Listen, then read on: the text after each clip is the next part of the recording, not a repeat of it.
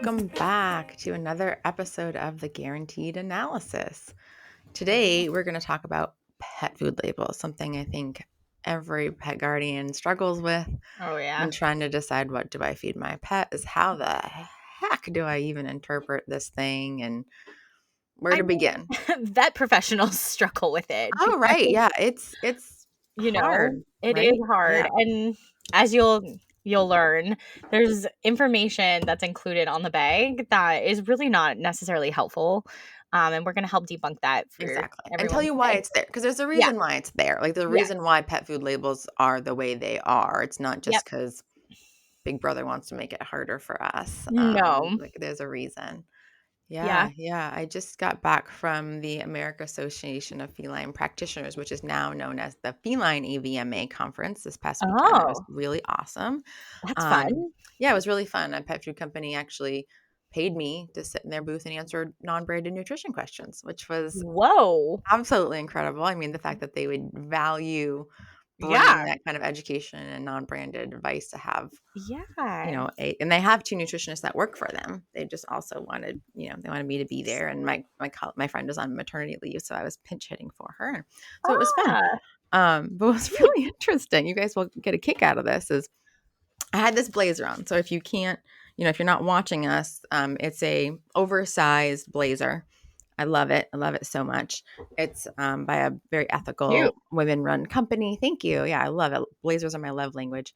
And we were sitting there in the booth, and a veterinarian comes up, and she goes, "Oh, are you cold? It is kind of cold in here." And I was like, "What?" And she's like, "Yeah, who's like, what are you wearing? Like, that's so oversized, and like, is that your husband's blazer?" Stop. And yeah, right? I was like, and my response was, no, it's mine. And then she looked very confused. And whenever someone says something insulting, I like Yeah. to make them kind of sit with it for a minute to be like, oh, maybe I shouldn't have said that, right? Like how to Right. have, hard conversations kind of a thing. And then so she looks confused, and then I throw her, a nugget, and I said, it's the style now. It's the style, because she genuinely looked really confused still, and then the look of like, oh geez, Oh, no. maybe I just said something I Remorse. shouldn't have, like, ooh, like I shouldn't have just Yeah. said that. But I don't like, when, Kim, are we going to get to a point in our society where we stop commenting on women's bodies and appearances in any way that is not positive? Like, this is Right. something that if you don't have something nice to say, just don't say it. Like, Yep. you're expecting your second baby. Like, I'm sure you Oh, hear comments all the time about your yeah. body, and Yep.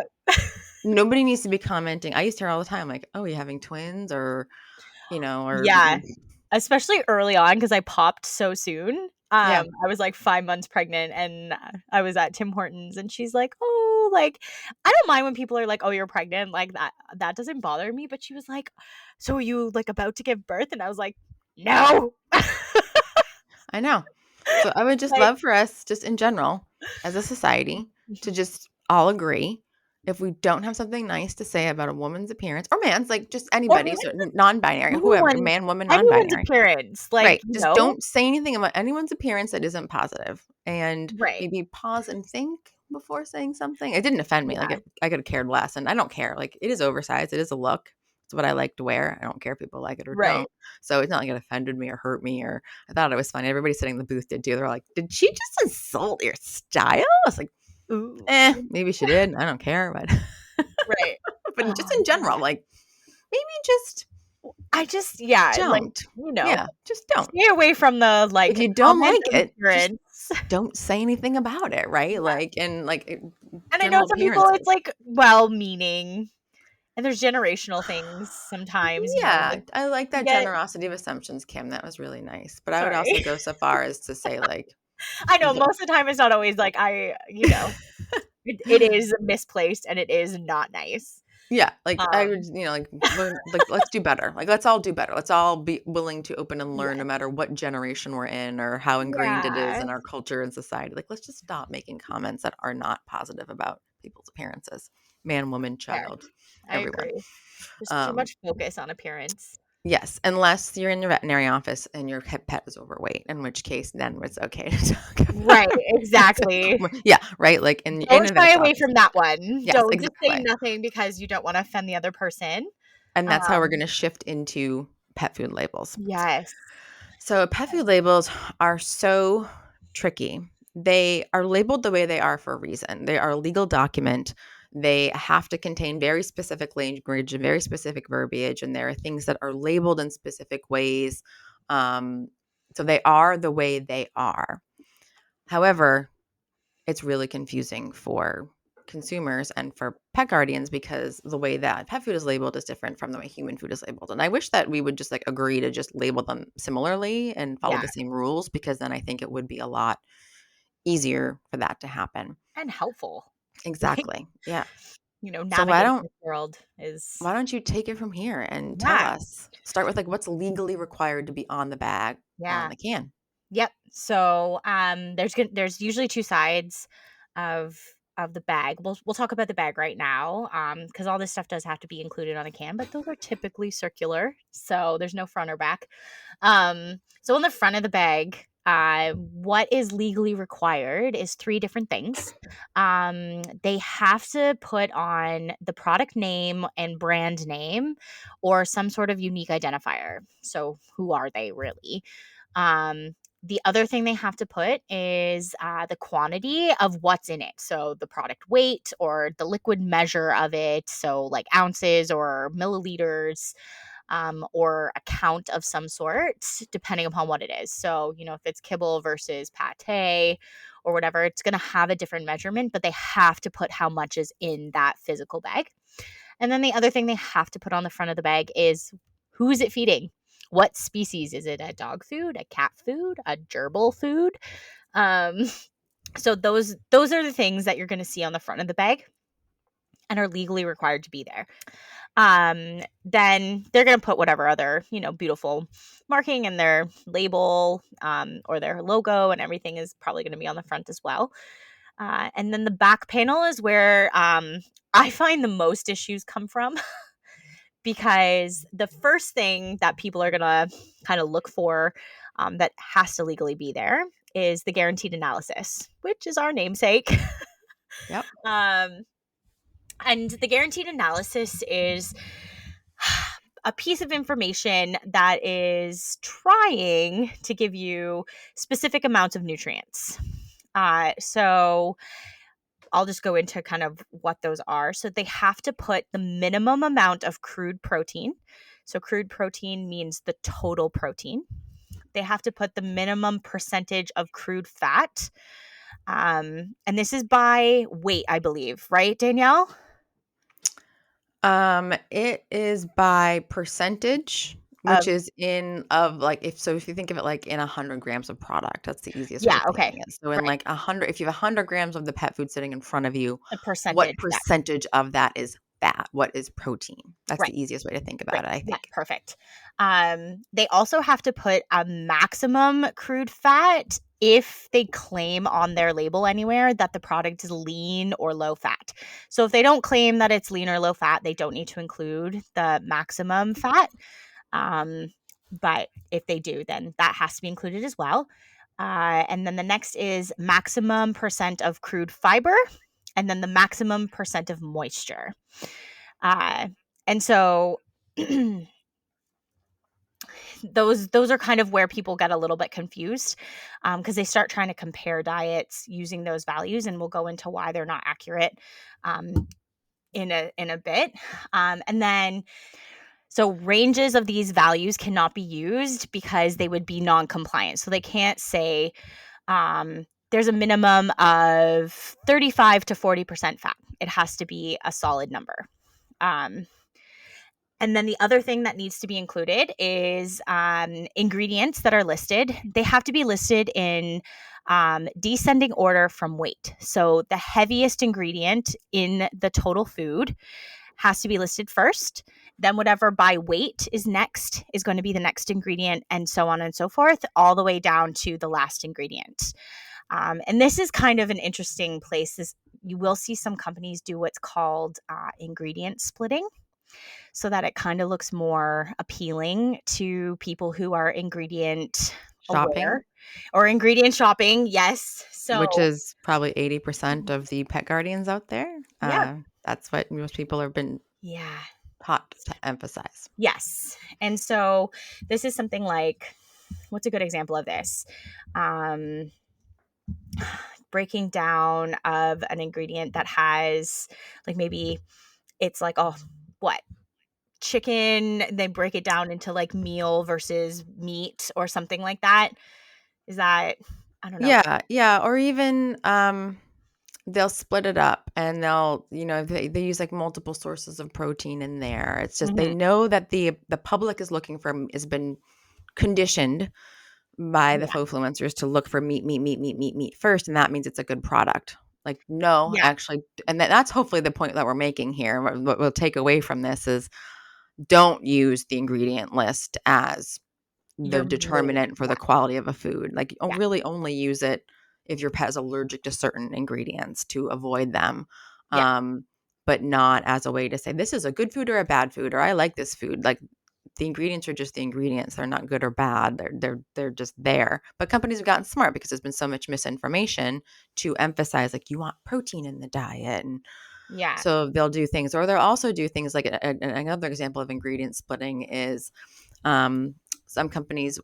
So the American Association of Feed Control Officials, which we'll get to later, doesn't tell them how to list the ingredients or if they need to be dry or wet, and so some companies will weigh all the ingredients wet.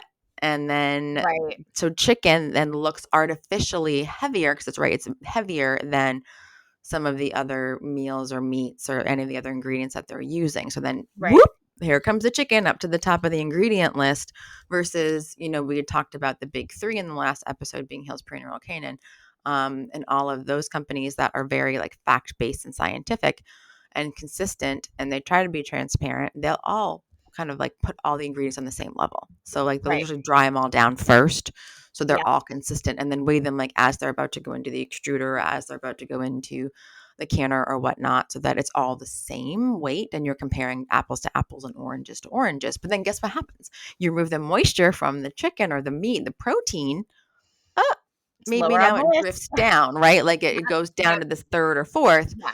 But actually that food may end up having a higher total protein content than a Yeah. food that weighed initially or that is using a bunch of different sources of protein. So even though the Yeah. ingredients may look like it has a higher protein Ooh. content, it doesn't. So please Yeah. don't use the ingredients to judge your pet food. Yeah. It's, like there's this common thing that I hear from pet owners, like you want the first three ingredients to be a meat source. And so companies have gotten wise to Mhm. that, and they've Yep. found loopholes on how Mhm. do they get those ingredients by weight, because like she said, there's nothing that AFCO, which we'll get into, they don't tell you how to do it. They just say it has to be by weight. So the loophole is taken advantage of. So that's why, like we said, we'll go into it a bit more, but ingredients is not the best way to evaluate a pet food. Okay, so the next thing that needs to be on the back of the panel is what's called a nutritional adequacy statement. So, what this is basically it signifies that you have a product that is nutritionally adequate, is not unbalanced. And or if it is unbalanced, you indicate that. So it must be backed up by testing that proves that the food provides the certain level of nutrients. And it also must include a species, cat or dog, gerbil, pigeon, and the life stages that the food is appropriate for. So that means, can puppies eat it? Can kittens eat it? Can seniors or adult dogs eat it? You have to know that because we'll go into another episode. Those do have different nutrient requirements, and you can't necessarily just feed every single food across the board to any species or any life stage. Yeah, and it gets confusing too because some of them are better defined than others, right? Like Right. puppy and kitten are better defined than senior. Senior's kind of like the Wild Yep. West out Right. there. Yeah. So yeah, we'll have a whole separate Which episode on that. love my senior nutrition. Um, so there's three different ways that a company can determine this. So the first one is from a computer formulation to meet AFCO's profile. Um, and the next one is a feeding trial. So they actually will take their food and feed it to animals in a controlled setting and test their blood and watch their body weight and actually monitor these animals to make sure that within the allotted time, and Danielle, you have to remind me how long that allotted time is. I think it's a couple months, maybe, to make sure that there's no indication that the pet is either not doing well or losing weight or getting sick. Um, and and so they can actually do that. A lot of pet food companies don't do this because it is expensive. So most will just do the computer formulation and formulate it to the AFCO regulations and profile. Um, and then the other one, which isn't as common and is a little bit like kind of out there, it's called the family product rule. Not really going to go into it. But it's basically like labeling something because it's similar to something else. I don't think that's used as often. Most companies use the top two and not the family product rule. So Mhm. definitely, Yeah, yeah, it's 26 weeks. So 26 the weeks. feeding trial is 26 weeks. So it's not that long. I mean, it's better than It's nothing. not. Not that long. Um, Um, but it's doable. It's better than nothing, right? And yeah, so the reason why, the purpose behind people like what are these, all these life stages and all this, it's the question about nutrition in a product is it safe and is it effective, right? And so this is yeah, one way that companies, or that you as the consumer, can determine if the actual way the product is formulated on the label matches what goes into the product. So that's what these yep, AFCO feeding trials are about. And we can get into later episodes talking about the difference between like digestibility and yeah, bioavailability, and the difference between nutrients and ingredients and how that's important and what that distinction is. And yeah, nutrition is complicated. It's yeah, complicated. It's a science for a reason. It's a specialty for a reason. It's complicated. And anytime that yep, people try to oversimplify something that is really complicated is where we end up getting ourselves into trouble. So yeah, for the sure. reason why pet food labels are a little bit complicated and why the language is complicated is because we're complex living beings. That's why. Yep. So just to recap, on the front of the bag, product name, brand name, unique identifier of some sort, the quantity or weight or measurement of the product, and then what species is it intended to feed. And then on the back of the panel, it has to have that guaranteed analysis, which indicates the nutrients. It has to have the ingredients, and they must be listed in descending order of weight. It has to have the nutritional adequacy statement, letting you know whether it's balanced or not and what is it formulated to. So those are the things that are legally required for a pet food company to put on their label. And, that doesn't mean they stop there, though. So, you know, that's a lot of information. Hopefully, we broke it down in a way that you can get it. But the next thing I think that typically is included on a pet food label, like I was saying, they have to indicate whether or not the food is complete and balanced. And if it's not, it must be labeled as something like a treat or a snack or for supplemental feeding or intermittent feeding only. They cannot claim that it is complete and balanced when it has not been formulated to meet those requirements, because it's super dangerous, and that's totally misleading. So that's good that there's that buffer there. Yeah, so So you know what you can give to your dog or cat as a snack versus what is going to meet all yeah, their nutrient requirements so that they thrive and are healthy, right? Like, so the majority of their food should be complete and balanced foods. that meet all of their requirements and help them thrive. And then the snacks and the supplemental feeding only, that's the fun stuff. That's the soul food, and the food that's good for nourishes your body. And there's the food that nourishes your soul. And That's my so the bag of Lay's chips. exactly, right. We don't food shame, right? So there's nothing wrong with the supplemental feeding only product. There's nothing wrong with, a little No. bit of chips in moderation. We just shouldn't be relying on the chips for 100% of our, Right. Right. nutrients. So it's similar here. And it's just letting consumers know that in a transparent way so that they're Yeah. not accidentally, but it happens all the time anyway, because people don't know what supplemental feeding is. Right. Um, how to use, ideally how to use that. I wish it was stated in a more plain, Yes. user-friendly There's way, but always room for improvement in these areas. exactly. Well, that's the tricky part is, you need someone to come in and do it, right? And, Yeah, these are underfunded areas, usually of the government, absolutely. and who wants to do that? That's not very fun, is to sit there and like rename things for a And, living. it's a And yeah, little bit of the if it ain't broke from yeah, someone's opinion, we're not exactly. gonna fix Like, it. don't fix it. Right. It might be time to fix it. Yeah. Something else that is should be, I believe, but not always, and I think they're changing this, but the feeding directions and amount need to be on the label. So, I know Mhm. at one point, it wasn't necessarily legally required, um, but I would not buy a food that does not include this. Yes. Um, if it doesn't have, how much to feed, and another one is the calorie statement, how many calories are in this product, I would probably stay away from it. Not that we're trying to condemn anything, but that's really important information you need to know to feed your pet safely. You can't just eyeball it if you have no idea, how much to feed. It's like, a turtle chocolate has like 120 calories in it, but like a piece of apple the same size does not have the same amount. So how are you supposed to know how much to eat of something, and how much to feed your pet if these things are not included on the labeling?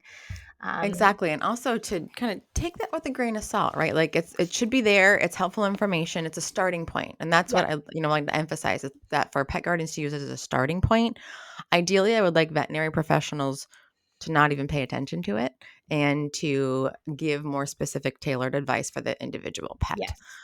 Because often it's overfeeding. Usually there's a little Yeah. too much on there. But Yes. interestingly, and this will be a whole separate episode, this will be a spicy one, is the whole nutrition responsive DCM thing. And that a Yeah. lot of the issues we were seeing with we think with nutrition responsive DCM, and there's a problem, we don't know what's happening in a nutshell.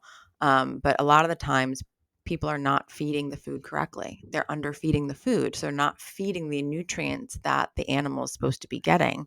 And that's causing a problem. Yeah. So it's important to hear, to use those as a guideline, as a starting point, but also, follow up with your veterinarian or nutritionist, make an appointment to talk to a VTS nutrition specialist or a nutritionist, to talk about what your pet should be eating, Yeah. how much. Yep. They're trying to cover a lot of sizes. So that's why they always give you like the feeding amounts are always going to have a little bit of a range because they Yeah. can't tell you how active your pet is, or what your pet's metabolism is. So they can't just say like, oh, a 30-pound dog needs 1.5 cups of this food, because there's so much variation. So they do give you that range, which then the pet owner is kind of up to their own devices to Yeah. decide what that is. And unfortunately, sometimes it's a little bit of an overestimate. And even though you're feeding to what is recommended, your pet is still overweight.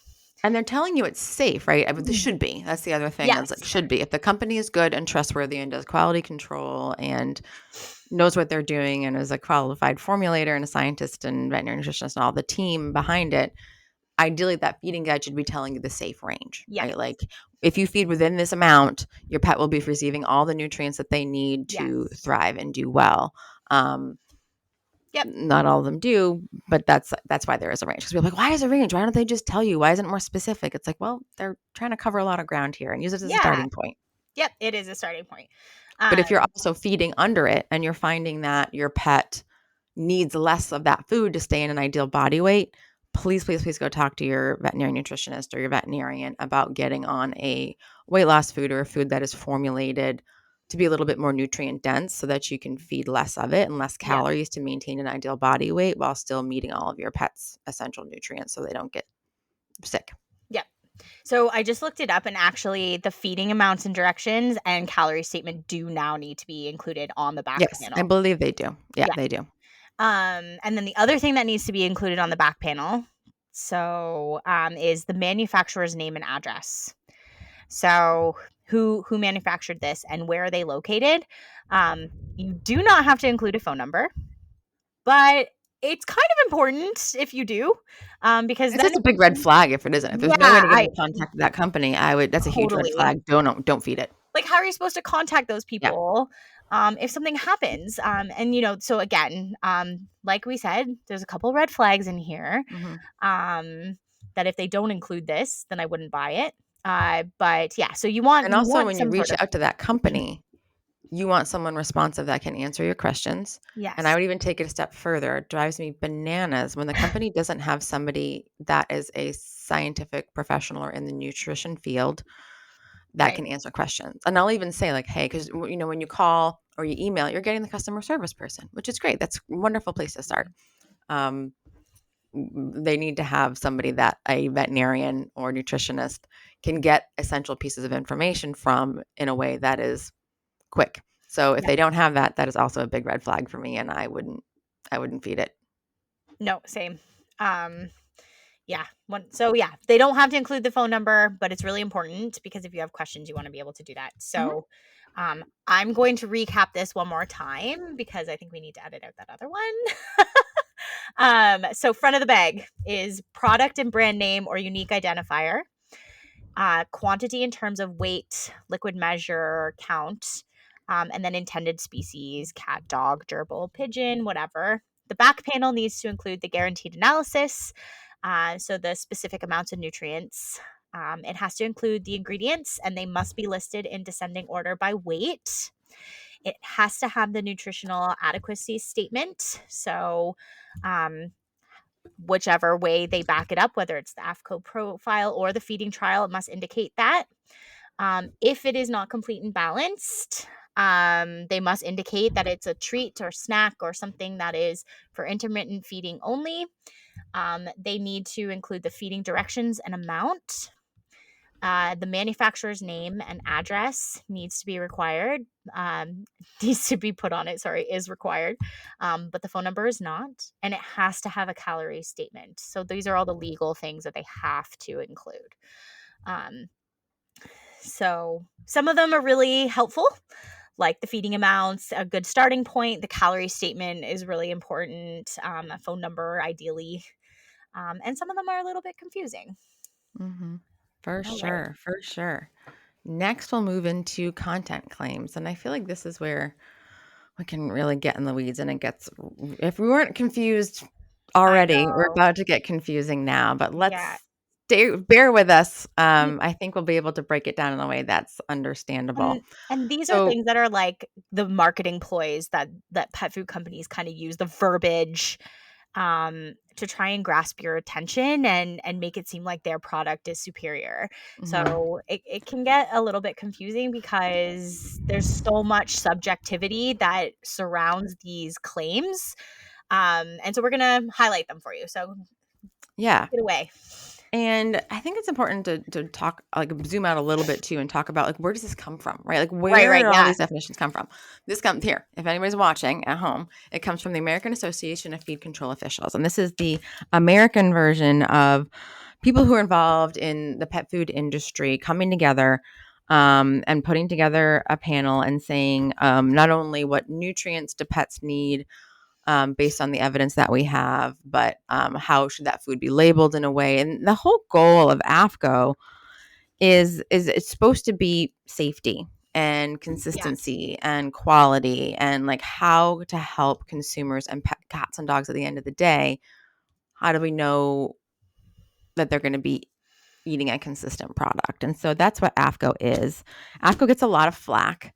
And people say, well, it's by the pet food for the pet food. And it kind of is, but it's better than nothing. I Like was just could gonna say AFCO no one feed else is doing anything though, and like, exactly. What else you are you know, going to do? It's the Wild West out there if yeah, not. And then totally. there's this other book.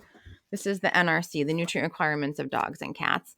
And it is the other way that nutritionists and formulators reach to know the ideal nutrients that dogs and cats ideally should be having. And it's based upon a compilation of all the data out there, of what we know and don't know, safe upper limits, minimum requirements, etc. So those are the two different ways that we can determine how to feed a pet food. But AFCA really tells us like what, provides guidelines of what can and can't be done. That's the other thing, is it's not a regulatory body unto No, itself.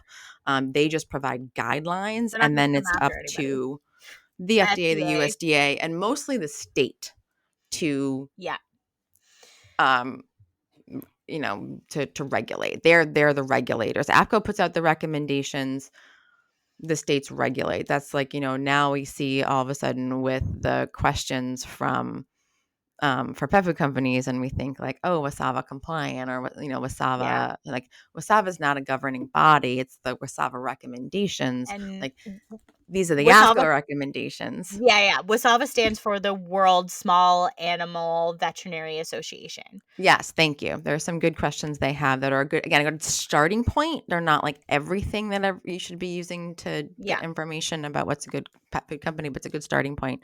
Similar for AFCO. Like, these are kind of like the bare minimums, right? Like, Yeah. just because a company's following AFCO doesn't necessarily mean it's a good company, because they all No, have yeah. to follow Yeah, yeah. it's the bare minimum, right? So it's the bare minimum. It's, we Right. have it, could be better, but Yeah. it's at least the bare minimum. And And it's hard yeah. to find companies these days that don't follow AFCO. Like when I first got into vet med, you could go to a pet store and they would not Mhm. have AFCO statements on a lot of the pet food products. But you're hard pressed to find that now, I find.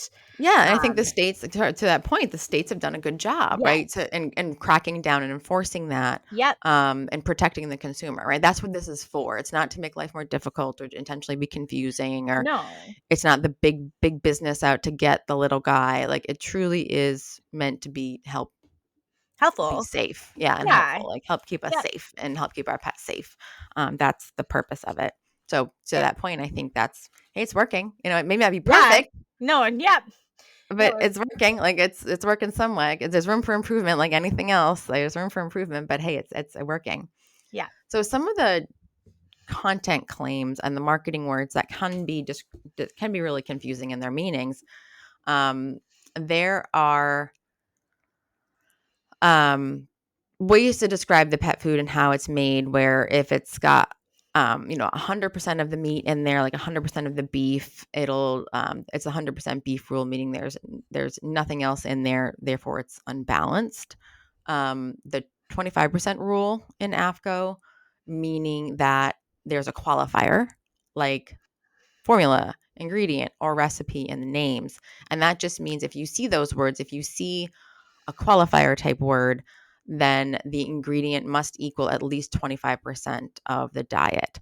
And there's a whole bunch of these, and I could go into them in detail. Hmm. I won't, because I think that's really, I'm going to It's a lose you. lot. Like, I'm going to Yeah. lose you. There's a lot. Like, I know them. I had to know them, for boards, I have to know them. But I think for like the pet guardian, that's a lot to know. Yeah. And we can maybe do a handout. Let's maybe do a handout so that if Yeah. people can take with them, maybe we'll put it in the show notes once we have it available, Yeah. where like you can take this with you to the pet store, wherever you're getting your food, and understand what it means. Because there's actually specific rules with how the product is named. Like, Yes. Spot's chicken recipe with chicken, or Spot's chicken recipe, chicken formula. If you see chicken formula, it means that there's only 25% of the chicken in there, versus if it's 100% chicken, that's not any better, right? So more of the chicken isn't always better, because now there's no Yep. vitamins and minerals in there. So it's not, none of these things are like bad. It's just telling you what's in there and Yeah. what to look for. But there's So no we'll do a guidelines on handout. it in a way, like, in, like, for, like, the pet owner, you look at it and you're like, "Ooh, with venison? Yes, Wow." But really when the term "with" is used, it's like a fairy dust. it's fairy Yeah, dust. Yeah, it's like only 3% of that sprinkle. has to be included.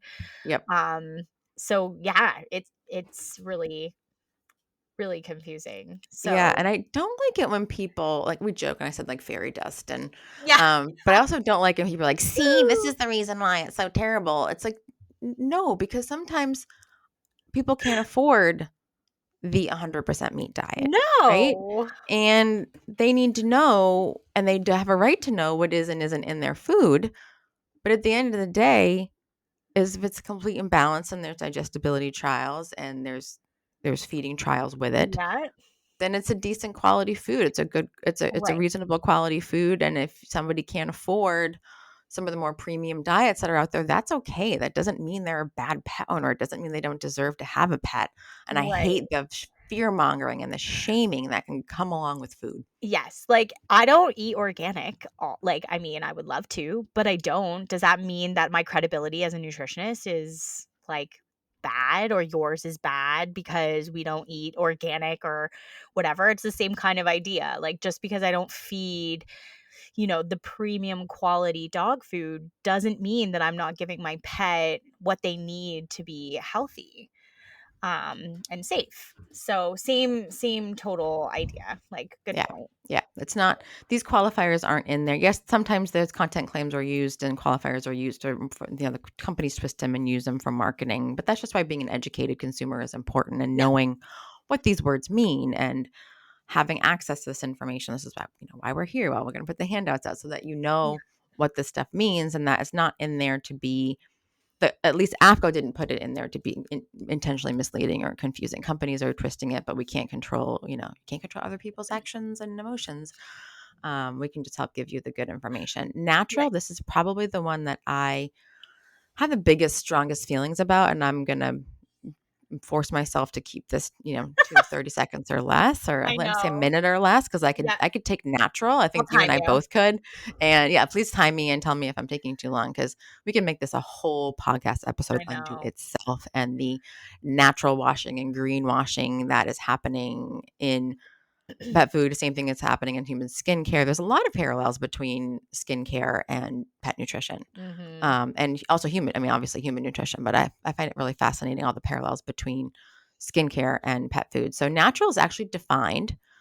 Natural simply meaning a feed or ingredient derived solely from plant. I won't read the whole thing. Again, I don't think you need to know the exact definition, but it basically in a nutshell means that there's nothing added in there um, that isn't chemically synthesized or processed or having other additives in there. That's pretty broad. Yeah. That kind of doesn't really mean anything.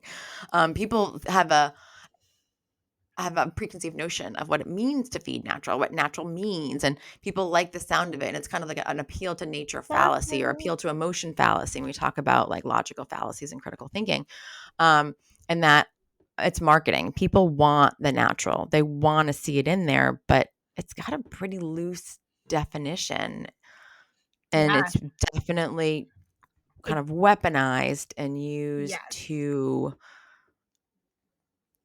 prey upon your emotions and your love for your pet and Absolutely. looking at for what you want. So instead of And natural, and it doesn't mean that there's no like, it's not processed or that they don't use certain yeah, methods. Like, I right. think a lot of the time people think, "Oh, it's natural, they must use, like, natural processing methods and like, all of those kind of things." That's not what it means. Um, Yeah, people diet think, yeah, right. They think Yeah, natural means less processed, which what does yeah, that even mean? I know, Um, right? and if Um people truly want that, they need to feed a fresh food diet. Right. And it also doesn't mean that it doesn't have added minerals and vitamins. It doesn't mean that all the nutrition is coming from all the food. Which I think is another misconception when people say natural. Yeah, They're like, oh, everything must be naturally derived. Well, what does that mean, and naturally you don't want that. derived? That could be a whole Right. nother podcast episode. Is you Right. don't want that because food, depending on where it comes from in the country and how it's produced, can have a very different nutrient profile. And so, if you're using whole foods, whole fresh foods to meet every single nutrient requirement, depending on how much fiber that food has, or Yeah. would make. I see a popular trend right now on social media that drives me bananas. It's someone's trying to say that like animal hair, is a good Oh source my of god, I saw that. magnesium. Have you seen this or manganese? Of It's manganese, yes. I'm like, do you see the fiber content in that? No, there's Wow. no way the body would be able to break that down to Right. get the manganese or magnesium or whatever trace mineral. It's called a trace mineral for a reason. It's there in teeny, teeny, Yeah. tiny amounts. And the body isn't going to be able to break down the fiber in the hair to free the trace mineral to actually have it be digestible and absorbable within the body. So that's Oh, absolutely yeah, ridiculous. So I did see that. you don't necessarily want it to be all from whole food because your body is going to be more efficient at absorbing it sometimes if it's in its quote synthetic or Yeah, non-natural form. right. It's not bad, it's not More. causing cancer, it's not causing harm. It's It's just you more don't bioavailable. always want natural. Yeah, Sometimes you do, sometimes you don't. And if you truly want natural and less processed, fresh is more important to you, then feeding it fresh food is kind of the direction that you should go in. So instead of calling it natural, I don't like to call it natural. I like to say ingredient centric, and then an ingredient centric, and you can have yeah, ingredient centric science based and ingredient centric not science based. So like companies that are ingredient and nutrient centric, so they value both the ingredient and the nutrients that it's providing in a way that is still evidence based, and they're still doing research and the quality control to back it up. gold Because standard. natural doesn't really mean anything. Yeah, Doesn't really mean anything. no, it's, again, a Yeah. And then buzzword. organic, kind of along the same lines, if that's really, you'd mentioned organic, and that's a whole other podcast episode potentially. And there's some really interesting discussions on that on the human side is, do we always want organic, right? Organic doesn't always necessarily equate better for the environment. Sometimes it No, does, and sometimes it doesn't. Because right. if you're not using any pesticides at all to control the pests, then you're using more land, you're sometimes using more water, sometimes, so it can have actually a bigger impact on the Yeah, environment than using a little bit of well-placed, timed pesticide. So it's very complicated, and it's not always that simple. But anyway, if people want to feed organic and that's important to them, yeah, there is a true definition for it. So natural is kind of a marketing word. brouhaha, greenwashed, Mhm. in Yep. means different things. And that's whenever I hear a pet guardian that's on either a natural diet or that says they want natural, I'll say, like, what does that mean to you? So I'll ask them to Yeah, define it for what's me. their nutritional truth surrounding that? Exactly. Why? Like, what does that mean to you? What does natural mean to you? Why does this food appeal to you? Because then Mhm. that helps me make recommendations for Yeah, them based upon what their own values are and align with that better. So organic is easier, yeah, I think, to because it's advise, more right? defined, it's It's more there, and there defined. is a regulatory body for Yep. that It one. is they have their whole own regulatory body. It's not like there's like the Natural Feeding Association that has its own definitions and categories where the organic absolutely is. There are not a lot of organic options out there for pets. I No, think there's only maybe one pet food company I can think of that does. because A it's lot of them so will do like, yeah, expensive. so it's expensive, right? Like it's It's not expensive, and then a lot of companies attainable. do organic splitting, like similar Yeah, to ingredient splitting. Is some of the ingredients will be organic and some will not, and then if there's not 100% of the organic ingredients, they can't be labeled as organic, and they change their right. name. They'll see maybe instead of organic, it'll be organic X with an X, and that just means it's not 100% organic. And why is that? And it's not necessarily they're trying to be shady; they're just trying to comply with the legislation, and they can't afford the 100% organic to Yeah, make the diet, so it is expensive. So if that is something that is important to a pet consumer, a pet guardian as a consumer, then you would just need to look at that specifically. And probably best thing to do is to do a homemade diet in that case, because then you can go buy your ingredients, but please work with a qualified veterinary nutritionist on that, and yeah, not these nutritionists that are popping up everywhere with the weekend certifications that are given some sort of like Excel spreadsheet to formulate your diet. Like, please, please, please find a qualified veterinary nutritionist or yes, professional or someone trained by a veterinary nutritionist that knows what they're doing, that's being overseen by a veterinary nutritionist, because there's just so much scary stuff out there, and everybody and their uncle thinks they're a nutritionist now by taking a little quick weekend certification. This is not shade on the yeah, groomers and the trainers. They're amazing. I love them. They're just also not nutritionists and should not be formulating a homemade diet for you. So if you want no. that, great, There amazing. We can do there's it. benefit to staying in your lane. Yes. Correct. Like not trying to like push anyone out or like say that, you can't have a little bit of knowledge crossover. Mhm. Or to Because say, like, as a dog trainer or groomer, like, "I really yeah, love this food," or "I really love" yeah, you it's know? like again, verbiage, right? Like Exactly, not trying to exactly, be like, well, you should feed this food because X, Y, and Z. And you sound very matter of fact. It's, you know, I would never tell anyone how to cut their dog's hair. I know how to exactly. do it. But And the that's not my trainers area. and groomers that I love the No. most are quick to say that. They're like, "Okay, yeah, I maybe have opinions and thoughts and beliefs on nutrition and what I do for my own animals. However, I will always tell someone to go talk to Yeah. a nutritionist And or you, hopefully they even Danielle, about have what to do." someone that maybe they, like, recommend, because I always think that's also good too in terms Yeah, of, like, having, that's a great point. like, a professional that you trust, that your groomer, maybe they have a person that is evidence-based and credentialed and that can, they can send to. Like, we're all in this together, right? Like, Mhm, I like it when mhm. I have a groomer that I, think is really great, and like, they're kind of on the lookout for things like lumps and bumps that maybe you didn't find, and so like working together again is so important. Yes, absolutely, and similar to human grade, I won't get into that now, that Oh can my be god, really misleading. this is the one Please that makes me angry.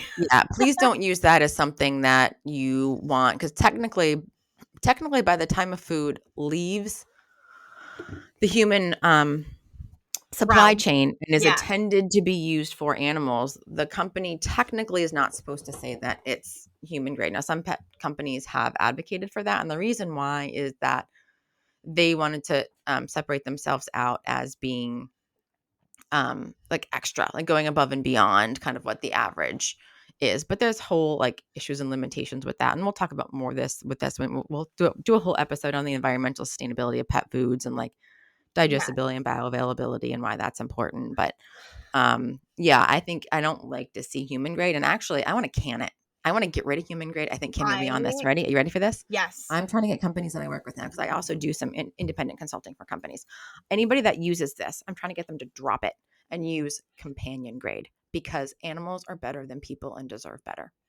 Yeah. They have different And they often requirements. are given better. Like Yeah, right? you see people that are like wanting to do the absolute best. I'm totally You for it? You guilty with of me? You gonna this. help me with this movement? You help me with Yes. the companion grade movement. Can the I human grade. Keep the one human grade for humans. yes, I Let's do better. 100% do better nutritionally for my pets, like, than I do for Yep. myself. Yep. Leave Mhm. the human grades on the human Yeah. side. They're not humans, right? Like pets are not people. No. Let's not anthropomorphize. Dogs and cats No. are not humans. No. So, but we also want quality and Right. amazing products and digestibility and species appropriateness, and that is companion grade.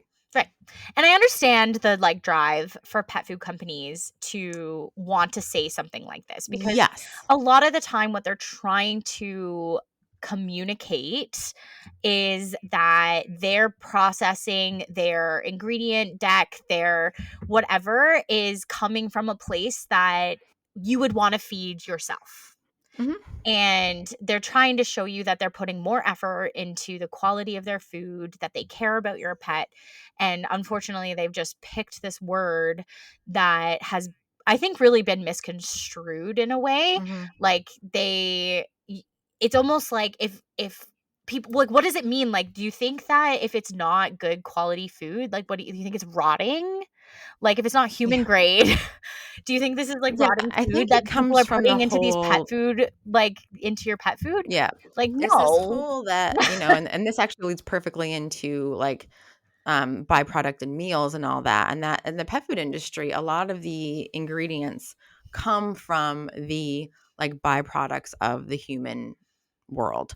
Yeah, And what does that mean? And that's byproduct is a very specific definition. Byproducts are not bad or evil and should not be no. feared. And I think we're starting to understand that now, and there's less to be vilified. Meals are now currently being very vilified. And so, what is a meal? A meal is just the rendered flesh of particular meats and ingredients. And what does that mean? What does rendered mean? Basically, it means like cooked and dried down. So Yeah, it's like in a powdered, dehydrated it's that almost. consistent form. It's like that dehydrated, consistent form. Yep. But so many courses and vets and companies are vilifying meals, and they shouldn't be. And I even heard a colleague call it the pink slime of the McDonald's Oh chicken my nugget world. And I was gosh! like, that is the most I have to be ridiculous thing that I've ever heard. I get offended, and, Me like, too. maybe I get Yeah. offended when people, like, bash on the byproducts or, like, the Yeah. meal, because when you know what the definition of these things are, They're not um, scary, and they're they're nothing to be not afraid of. scary, and they Yeah, actually have really good nutrients that we don't have access to in just mussels or meat. exactly. They're Um, more environmentally sustainable. They're very yeah. nutritious and healthy for the animal, They use and more of the animal, so, like, the animal that has sacrificed itself to feed your pet, yep, you're using way more of that animal to feed, yep. and, like, our dogs and cats don't care, actually, they love it. Oh, and we Um, we should eat more that way. I We should eat more that know! way, and our dogs and cats certainly should. They do. Like, we should eat and Yeah, be more like the native peoples in being more conscientious about using the whole animal. If the animal's gonna die, like, to your point, if the animal's gonna be sacrificed, the animal's gonna die, let's use that whole animal yes. in a way that also doesn't harm um, Right, the we're not gonna feed dogs and cats the, like, scraps from our nutrition industry if it's not healthy and in an unhealthy way for them. But if right, we can use that whole animal in a way that is absolutely healthy and nutritious, that, doesn't make that animal die for no good reason. And we don't need to be just going for the parts of the animal that you and I would want to eat. We right. don't need to always just be going for the loin Yeah, and the and fillet, yeah, and these the are regulated, premium cuts. Like, use the right? whole animal. It's not Yeah, a bad thing. they're So let's stop feeding animals the way that we would eat. Like, dogs and cats in the wild would not just be eating the thigh and yeah. the And I the mean, that's a loin whole and other conversation about whether our oh, yeah. cats and dogs are like wild animals. But, Oh, yeah. also to the point is, like, byproduct and meals, these are regulated in the sense Mhm. that they can't include things like feces or entrails. So, like, meals cannot include feathers, entrails, heads, Yeah. or feet. So those things are not included in that. And Mhm. byproduct, same thing. It can't have any fecal matter in it. So, it's not dirty. There is Yeah, don't be some, afraid of them. yeah, Byproducts are not bad, meals are not bad. They're yeah, regulated, they're in there for a reason. um, There's no reason to be afraid of them having said that, though, at if all. that's not, if that is something important to you that you just don't want to include, there are options like whole food cooking and things like Mhm. that. And so, you're not just don't take this as like, "Oh, you should be feeding this." Like, no, it's just, again, trying our point is educating you so that you know that these are not demonized. Yeah, it But if means it's that we should not, probably be having a discussion about it, right? Like, if yeah, somebody's off put by it and is nervous by it, go reach out and talk to a nutritionist and have a conversation about why you're uncomfortable with it. What do you think it means? What are your concerns? Or yeah, what are you afraid of? What are you looking for? What's in your budget? What can you do? Because sometimes people want to do fresh, but it's expensive and it's time consuming. yeah, And so maybe you want to, but it's not realistic. And so you can have a conversation again, to your point, Kim, like meeting them at their truth, not feeling yeah, shamed, um, and also really understanding what they're doing and why it's important. yeah, That's like why we have a job, right? So that you can sit down and yeah, talk to us, yeah, go through the needs of your animals and your wants and your budget and your values and make a plan that works for you without totally. needing to Yeah, fearmonger the meals and the byproducts and all that, and just understanding what they are and why they are. yeah. All right, so the next thing I think we're gonna try and fit in here. I get this question a lot with people trying to compare diets, and what it comes down to is on the pet food bags. A lot of the times they have terms that are, well, I'll just go through them. So percent metabolized energy, or ME, percent as fed, or percent on a dry matter basis, or DM or DMB. So as veterinarians, we really love our acronyms. like, TLAs, 3-letter like, acronyms. so everything, there's always like a short form for everything. Mhm. I'm pretty sure I could have a whole conversation just talking in acronyms with another veterinary professional, and like we would never say full words. Anyway, so I'm Challenge gonna, accepted. yeah. So I'm gonna break it down a little bit. And we will include like a handout on this, because I think it's easier when you can kind of see like visually what this means and be able to compare these points. Um, so metabolized energy equals the amount of energy in calories in a pet food that is available for the animal to use. So that means the calories that they will use if they eat the food. Yeah, so you think about like the Yeah. total energy they need. Let's say it's a 50-pound dog, 500 calories.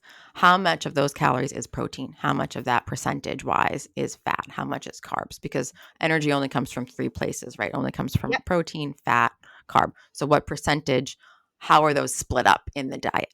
That's Yep. all ME is. Based on calories. Yep. So then the other one, which is as fed, very similar kind of idea. It's between the protein, fat, and carbs and water. So it's added, the water is added to this, because as fed is more referred to as the product as it is. So it's the composition of the food, macronutrients, and moisture as a whole. As a whole.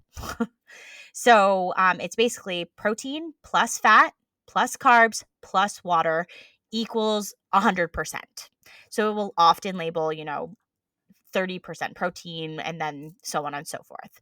So this one has a higher water content than what dry matter will have. Kind of makes sense.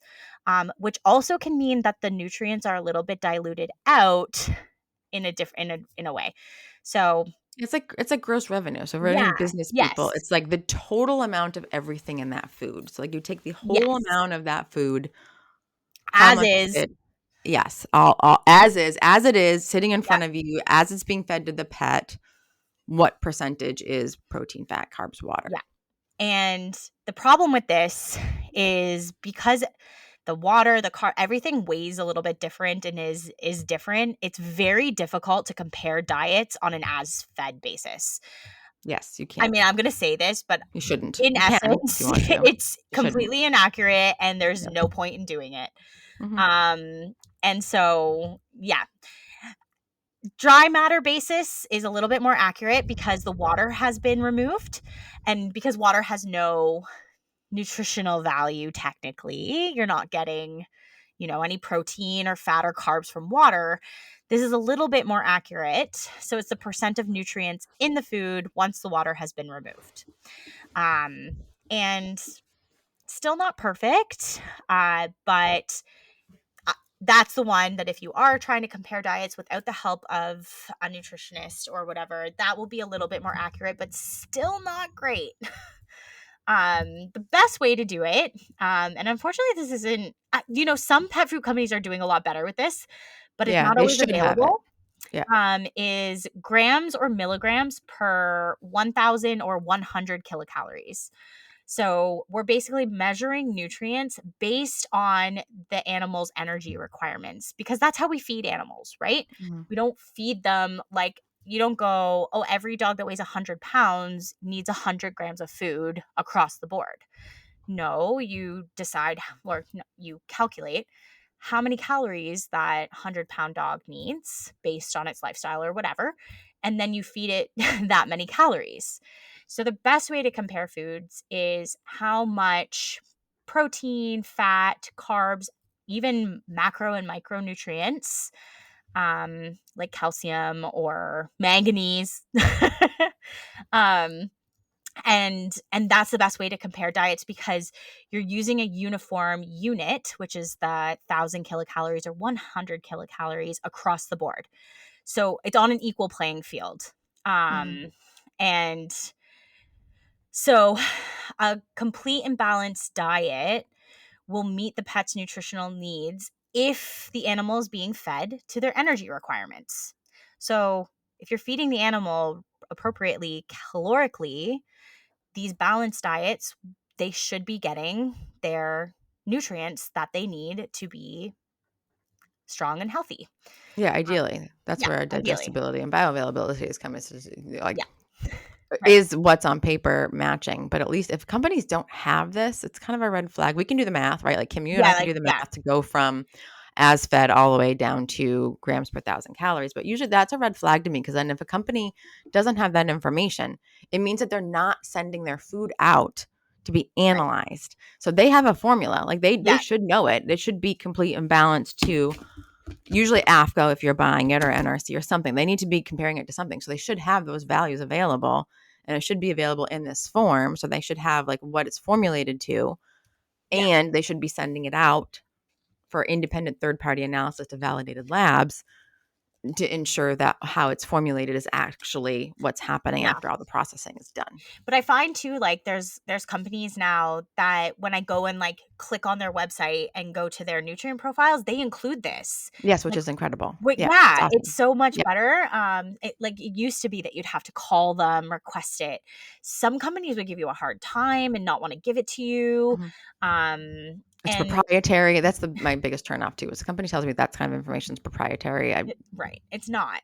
No, Because I can literally do the calculation. So just why don't you give just me come the on. Yeah, analysis and right. save me the time and trouble? So I can Um, compare the sodium content for my yes. hypertensive cat, Yeah. know You want me which to feed food your to feed, food? or Give this to me. phosphorus level for a dog or calcium for a Yeah. puppy. Like So yeah, so that's the most accurate way. And I think people are really coming to know, like, not necessarily pet guardians, but veterinary professionals are really starting to understand that that is how you compare foods. So it's a lot more known now than like when I started in the vet field. Um, so I think that's really great. But a lot of the times it is the veterinary professionals that you need to go to have these nutrients compared. Um, and it's also a lot for the pet guardians to have to do on their own. I kind of feel bad for them, you know. Um, like you and I can do something like this in like a heartbeat, whereas if you don't know about it, it would be very overwhelming.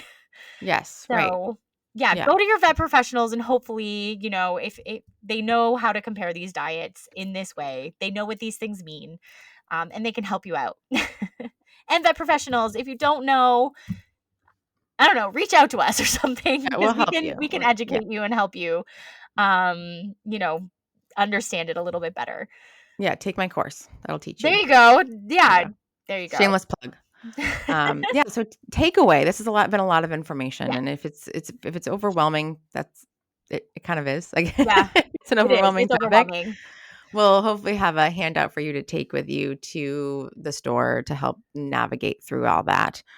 And your bite-sized actionable advice and summary of this entire episode can be broken down to things to focus on a pet food label that are actually providing you with information that is important, is calorie content, life stage, the AFCO statement, who it's intended to be fed for, the ingredients sorted to agree, mostly just like, is your pet allergic to something or not? Don't vilify or use it to judge or evaluate the food. Nutrients are what I call binary royalty. Your nutrients are your non-binary royalty. That's one of the most important things on there. Unfortunately, the label doesn't include all of them. So there's some nutrients on there, not a lot, and not in a usable form. So sort of not really. The goals and the purpose of the food. So like, if it's indoor, gut health, adult growth, what's on there, that's helpful information to have. Although again, it's variable and not always well regulated and defined. So it can be variable. So again, go back to your veterinary professional or your nutritionist to help guide you on, even though it's labeled a certain way, doesn't necessarily mean it would be ideal for your pet, but it's a starting point. Again, starting point, right? Right. I mean, I've seen some weight loss diets that are like, "Oh, this is like weight control," and you look at the calorie content and it's the exact same as their adult. Oh, which actually that's illegal. So there's actually definitions in Really? AFCO. Yeah, there's definitions in AFCO of like what's light and weight control, and Oh, it's we'll have to very do. confusing because it's like it's not based on a certain kcals per cup or calories per cup. It's mostly a percentage of or a reduction of their regular maintenance diet. Yeah, Oh, we need to have a okay, we'll do another yeah, episode on we'll that. do an episode on that and weight loss. Yeah. And then we will also go into how to pick a Good company. company in a way that we would recommend feeding it to our own dogs and cats and recommend for our patients. It's like, how do you evaluate a pet food company? To ensure that what they're doing is safe and accurate, and is it a company that we would stand by? And Yeah, we can break it down, that they're and we ethical can help and break it down. And I have categories. I have like green diets are ones that I would feel comfortable recommending. Yellow, yeah, I might not switch a patient off of, but it maybe not be my first choice. And then red is like absolutely stay away from with a 10-foot yeah, foot pole. And so we'll do a whole episode on how you can evaluate that at home to the best of your ability. yeah. Well, it's been a pleasure, Danielle. I always love Yeah, you geeking out too. on this stuff with you. As always, we could talk forever about Oh, this, we and could. Yes. already we're like way over time. We are way over Um, time. We tried to be succinct too. We really did. We cut I back a did lot of too. I information. know, Yeah. I know. That's what happens when you have two chatty people on a podcast. And also it's just it's a complex topic. Like there's It just is. It is. it's a meaty topic. I mean, what topic isn't in nutrition? It all is. It's Yeah. all So meaty. But anyway, so what do we call it? The balanced bunch, or yeah, we'll have to decide on what you guys want to be called that are listening to this. The yeah, Balance Bunch. So thank you, or Balance Bunch. our I don't know. I know the last episode we went over some names, and they've already left my Yeah. brain because I'm pregnant and nothing sticks in it. Balance Bunch, the GA Squad, the Nutrition Pack, the Feeders. Oh, yeah. Yeah. Okay. So we'll have a So poll. there's a You reminder can, to our listeners, like, yeah. you know. Okay. So thank you, the Feed Masters and Formula Friends, Yes. for listening For to listening.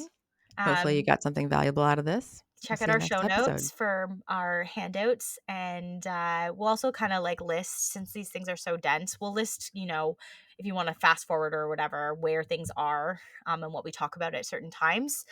I just love that one because it's so much easier to find what you're looking for.